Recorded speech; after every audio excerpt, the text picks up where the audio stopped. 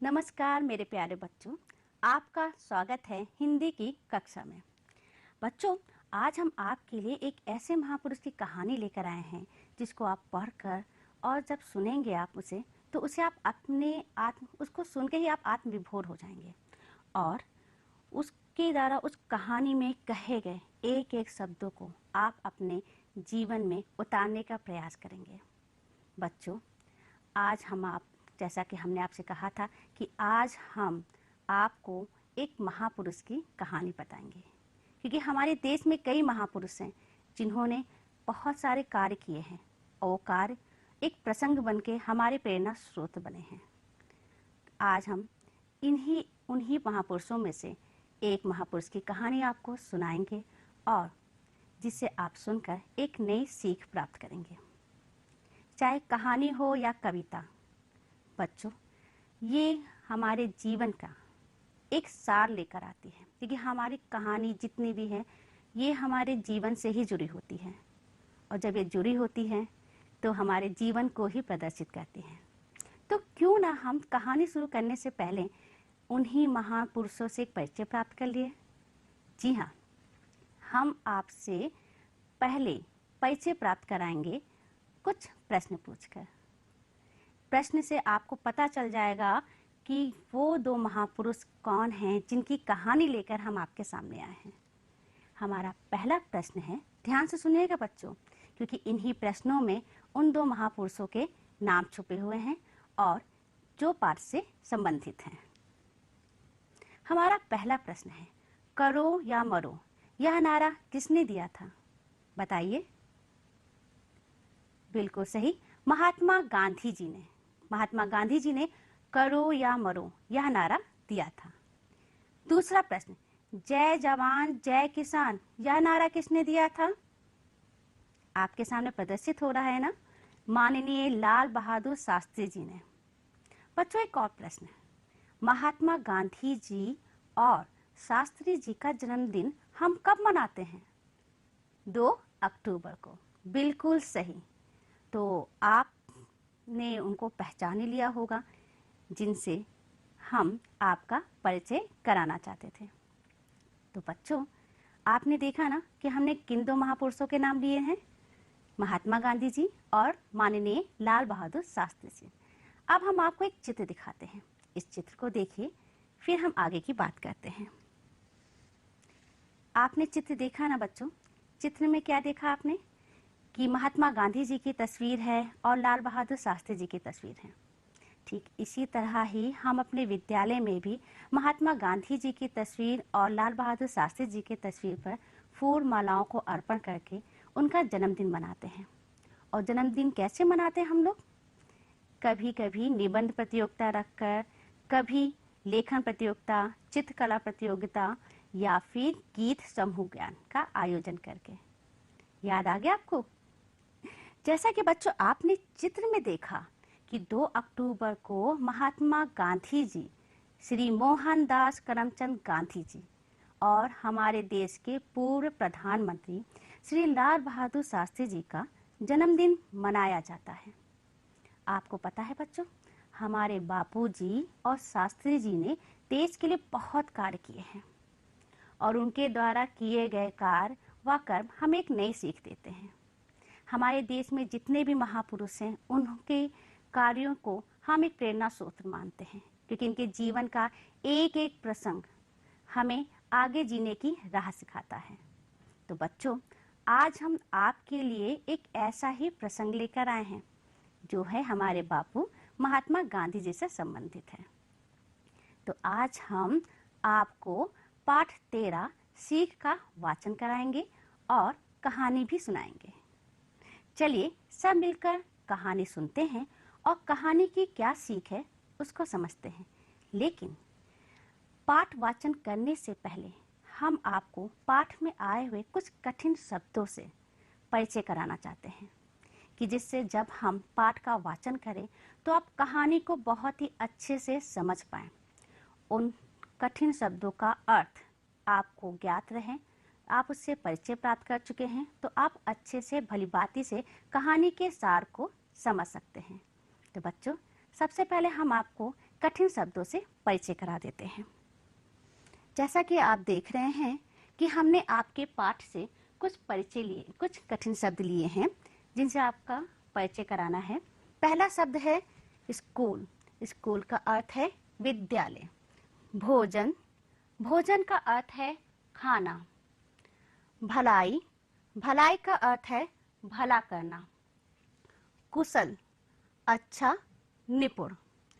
प्रभाव, असर। शीघ्र, तुरंत, फौरन। वैद्य, चिकित्सक। एक बार फिर से आपको दोहरा देती हूँ जिससे ये कठिन शब्द जब पाठ में वाचन के वक्त आए तो आप इसे आसानी से पहचान सकें। पहला हमारा कठिन शब्द था स्कूल, अर्थ है उसका विद्यालय। पुस्तक, अर्थ है किताब। भोजन, अर्थ खाना। भलाई, भलाई का अर्थ क्या है? भला करना। कुशल, कुशल का अर्थ क्या है? अच्छा और निपुण। प्रभाव, असर। शीघ्र, तुरंत, फौरन। वैद्य, चिकित्सक। तो बच्चों, हम आशा करते हैं आपने इन कठिन शब्दों को पहचान लिया होगा। तो अब हम वाचन करते हैं किताब से। आप अपनी पुस्तक खोलिए और पाठ 13 सीख का वाचन करिए और जैसे हम पढ़ाते हैं आप उसे ध्यानपूर्वक सुनिए और कठिन शब्दों से भी परिचय प्राप्त कीजिए। पाठ 13 सीख। वैभव स्कूल से घर आया तो माँ ने पूछा, स्कूल में आज क्या क्या हुआ वैभव? वैभव बोला, माँ आज 2 अक्टूबर है ना, हमारे स्कूल में गांधी जी और शास्त्री जी का जन्मदिन मनाया गया। सबने उनके चित्र पर फूल चढ़ाए। दीदी जी ने कंप्यूटर पर बहुत अच्छी फिल्म भी दिखाई। तुम्हें उसकी कहानी सुनाओ माँ? सुनाओ बेटा, माँ ने कहा। वैभव कहानी सुनाने लगा। एक बार कस्तूरबा बहुत बीमार हो गई। दवा से आराम नहीं हो पा रहा था। गांधी जी ने किसी पुस्तक में पढ़ा था कि बीमारी में कुछ समय तक नमक ना खाने से लाभ होता है। गांधी जी ने कस्तूरबा से कहा, तुम कुछ दिन भोजन में नमक लेना बंद कर दो। कस्तूरबा जी ने गांधी जी से कहा, यह तो बड़ा कठिन है। नमक छोड़ने को तो कोई आपसे कहे तो आप भी ना छोड़ पाएंगे। गांधी जी ने सोचा, पर उपदेश कुशल बहुतेरे। हम जो बात दूसरों से करने को कहें, पहले उसे स्वयं करना चाहिए, तभी उसका प्रभाव होता है। गांधी जी ने कहा, मुझे बीमारी हो और वैद्य किसी चीज को छोड़ने को कहे तो अवश्य ही छोड़ दूंगा, क्योंकि उसी में भलाई है। मैंने तुमसे नमक छोड़ने को कहा है। पहले मैं ही कुछ समय के लिए नमक छोड़कर देखता हूँ। बापूजी की बात कस्तूरबा पर बड़ा प्रभाव पड़ा। उन्होंने भोजन में नमक लेना बंद कर दिया। शीघ्र ही वह स्वस्थ हो गई। वैभव से कहानी सुनकर माँ ने कहा, हाँ बेटा, ऐसे ही थे महात्मा गांधी और लाल बहादुर शास्त्री। वे जो कहते थे पहले स्वयं करते थे, तभी तो पूरा देश आज उन्हें याद करता है। तो बच्चों, आपने कहानी पूरी तरह सुनी। कहानी का सारांश ये है कि जिस तरह हम लोग अपने विद्यालय में 2 अक्टूबर गांधी जयंती और लाल बहादुर शास्त्री जयंती मनाते हैं, उसी तरह वैभव ने भी अपने विद्यालय में 2 अक्टूबर की जयंती मनाई और वहाँ पे उनकी दीदी ने उन्हें कंप्यूटर पे एक फिल्म को हिंदी में कहते हैं चलचित्र, फिल्म दिखाई।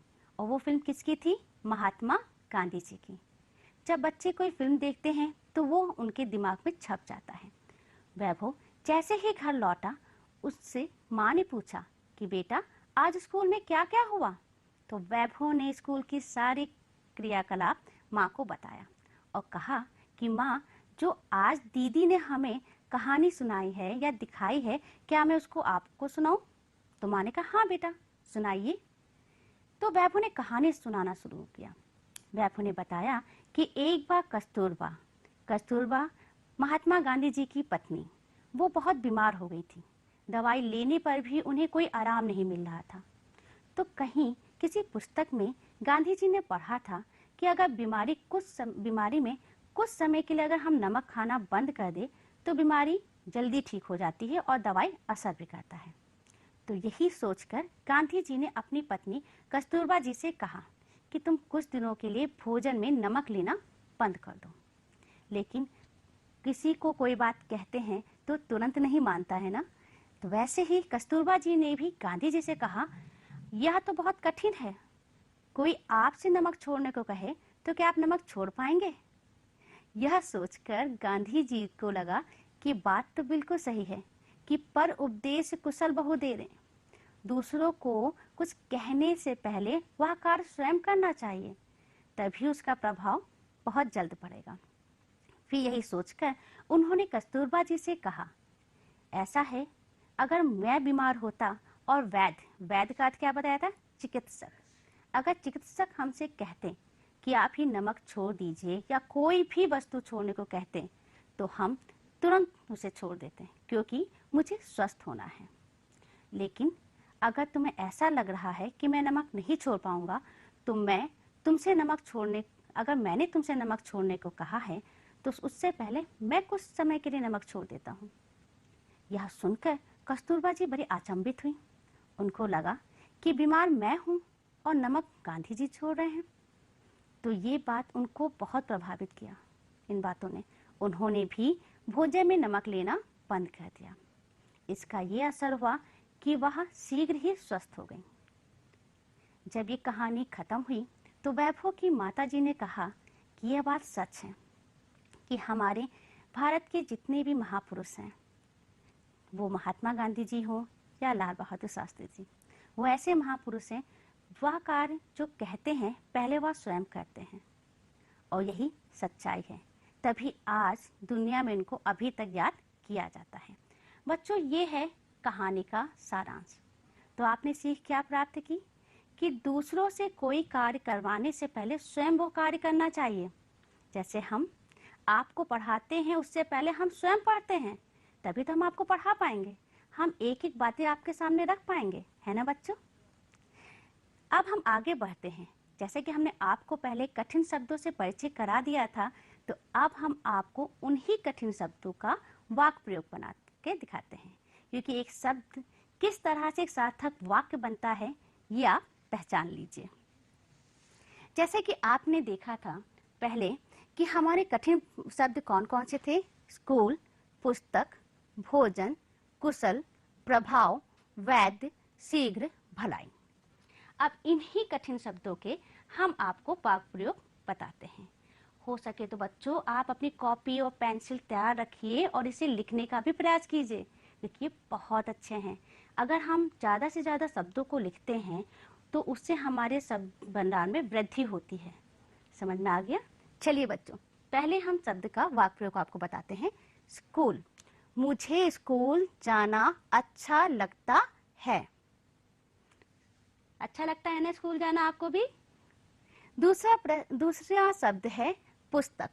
कलरव मेरी हिंदी की पुस्तक का नाम है कि नहीं है? है ना? बिल्कुल सही।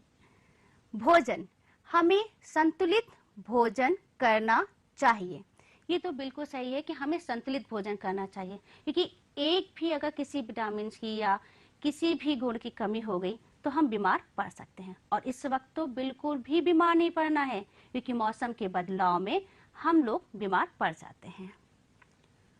कुशल, वैभव पढ़ने में कुशल है। प्रभाव, आपकी सुंदर लिखावट दूसरों पर प्रभाव डालती है। ये बात बिल्कुल सही है। और एक चीज मैं आपको बता दूं कि गांधी जी ने भी यही कहा था कि अपनी लिखावट को आप मोतियों जैसा बनाएं, जिससे पढ़ने वाले और देखने वाले दोनों के दिमाग में वो छप जाए, अपना असर छोड़ जाए। वैद्य, मेरे बाबा गांव के बहुत अच्छे वैद्य थे। वैद्य का अर्थ क्या बताया था आपको? चिकित्सक। अगर से विदेशी भाषा में कहें तो डॉक्टर। तो पहले गांव में वैद्य होते थे, तो वही बताया गया है कि मेरे बाबा गांव में बहुत अच्छे वैद्य थे। शीघ्र, अच्छी बातों को हमें शीघ्र ही सीख लेना चाहिए। तो आज की कहानी से आपने क्या सीखा? तो जो भी सीखा हो सब शीघ्र ही सीख लीजिए। भलाई, हमें हमेशा दूसरों की भलाई सोचनी चाहिए। ये सबसे उत्तम विचार है कि अपनी भी भलाई सोचिए और दूसरों की भी भलाई सोचें। अब जो हमने आपको कहानी सुनाई है, जिसका वाचन किया है, जिसका सारांश आपको बताया है, क्यों ना उसमें से कुछ प्रश्न पूछ लिए जाए। हम भी तो जाने कि हमारे बच्चे कितना जाने हैं, कितना जानते हैं कहानी के विषय में। ठीक है, तो आराम से आप सुनिए और उसका उत्तर भी दीजिएगा। पहला प्रश्न आपके सामने, वैभव अपनी माता जी को किस महापुरुष की कहानी सुना रहा था?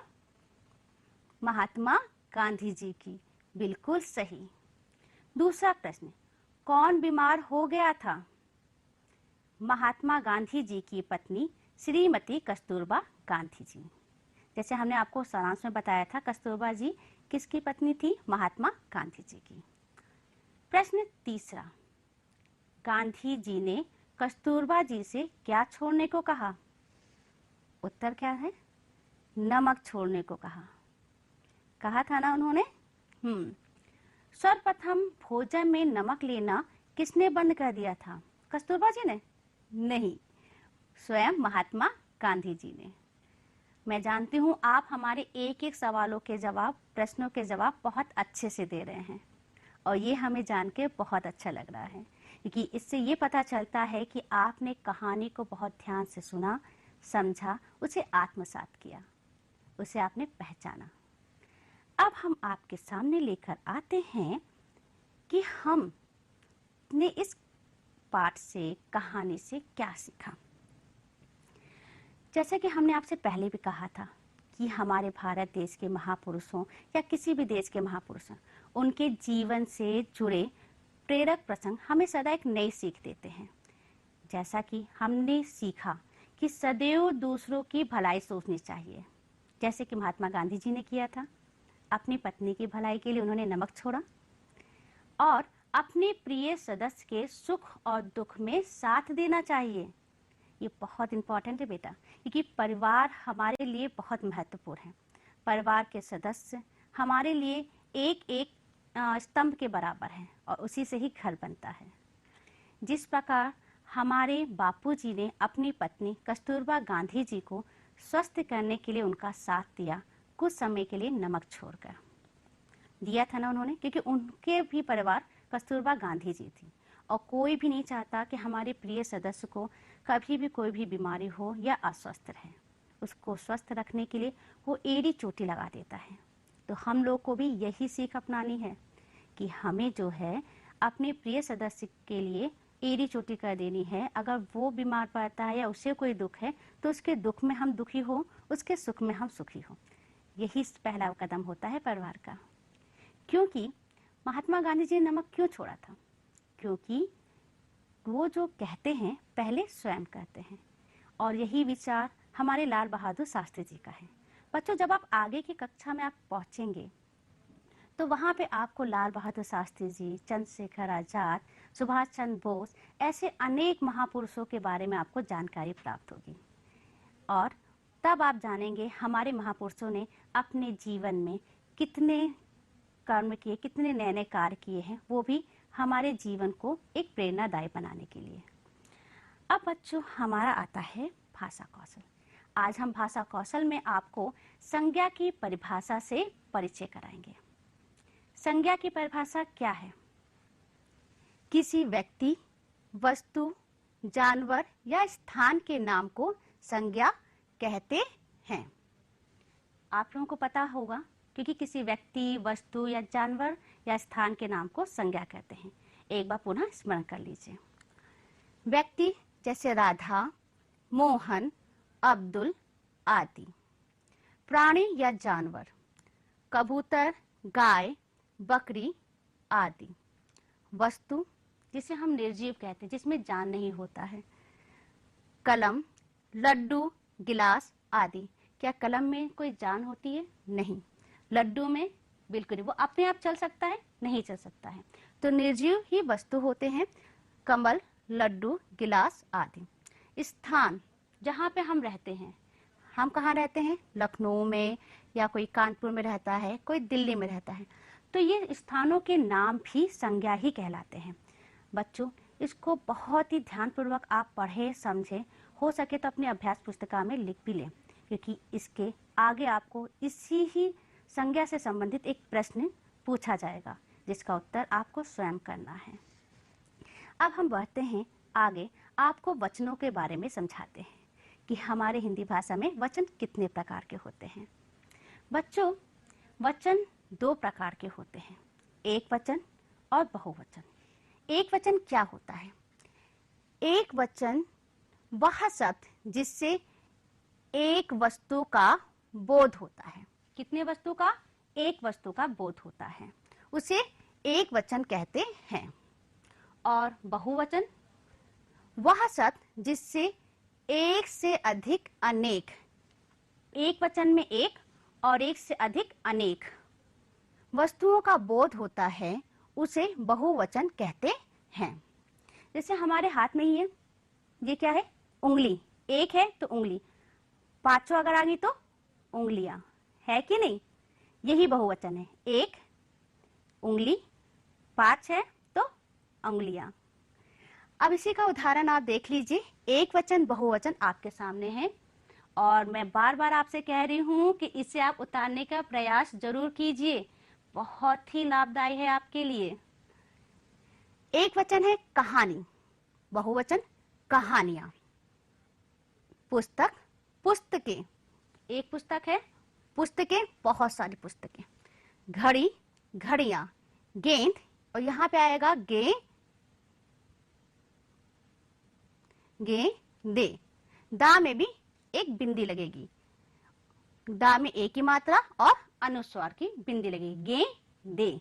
माफ कीजिएगा बच्चों, ये मैं भूल गई थी लगाने की, इसके लिए मुझे क्षमा कर दीजिएगा आप। बीमारी, बीमारियां। सड़क, सड़कें। तोता, तोते। अब आपको समझ में आ ही गया होगा एक वचन और बहुवचन क्या है।